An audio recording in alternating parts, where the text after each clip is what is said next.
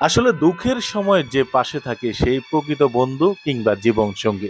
মেঘলা কিন্তু সেই বিষয়টা আস্তে আস্তে ভুলে যাচ্ছে। ও এখন তো মেঘলা 50,000 কোটি টাকার মালিক। অনেকেই কিন্তু এই ধরনের বলা বলি করছে, কারণ মেঘলার আর অনেকের মধ্যে সম্পর্কের দূরত্ব অনেক বেশি হচ্ছে। তবে গরিব ঘরের রাজপুত্র নাটকে এখন যে টান টান উত্তেজনা, এত বেশি ধামাকা টুইস্ট রয়েছে, যেটা জানলে আপনি অবাক হবেন। আবার অনেকেই সমালোচনা করছে অনিক এবং মেঘলার জীবনের যে দূরত্বটা, এটা একমাত্র অনিকের জন্য হয়েছে। এখন কেউ বলছেন অনিক মেঘলার জীবনের দুঃখের সময় ছিল মেঘলার পাশে, মেঘলার পরিবারের পাশে, কিন্তু সুখের সময় এখন মেঘলা অনিককে চিনতেছে না। অন্যদিকে রাতুল এই সুযোগটারে কাজে লাগাতে চায়। এখন গরিবগড় রাজপুত্র নাটকে আসলে কি হতে যাচ্ছে, এত কথা বলার উদ্দেশ্যটা কি? আসলে কি রাতুল আর মেঘলার মধ্যে নতুন কিছু হতে যাচ্ছে, নাকি অনেক ডিভোর্স দিতে যাচ্ছে? অন্যদিকে বৃষ্টি কি আদৌ মা হতে পারবে? সে সকল বিষয় জানতে পারবেন আজকের এই ভিডিওতে। এই জন্য হতাশ হওয়ার কোনো কারণ নাই। যারা হতাশ হচ্ছেন যে গরিব ঘরের রাজপুত্র নাটকে আসলে কি হতে যাচ্ছে, একটু পরের মেন টুইস্টটা শুনলে আপনারা এত অবাক হবেন যেটা বলার বাহিরে, যেটা আপনারা জানার জন্য আগ্রহ নিয়ে বসে আছেন, আমি এইটুকু বিশ্বাস করি। এই জন্য না টেনে পুরো ভিডিওটা দেখেন, এবং গরিব ঘরের রাজপুত্র নাটক নিয়ে যাদের হতাশা, একটু পরেই সেটা কেটে যাবে।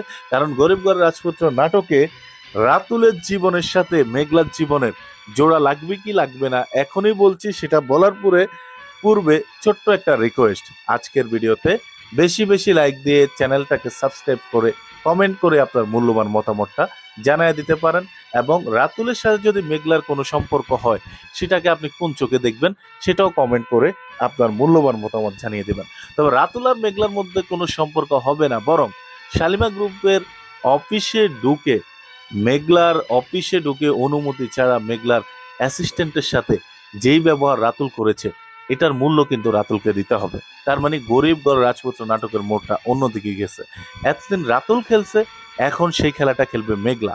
কিন্তু এরই মধ্যে নতুন একটা ঘটনার উদয় হবে, নতুন একটা অবকাশ ফিরে আসবে, যেখানে বৃষ্টি কখনো মা হতে পারবে না। সেখানে অনেক মেঘলার বাচ্চাকে কখনো পৈতৃক পরিচয় দিতে চায় না।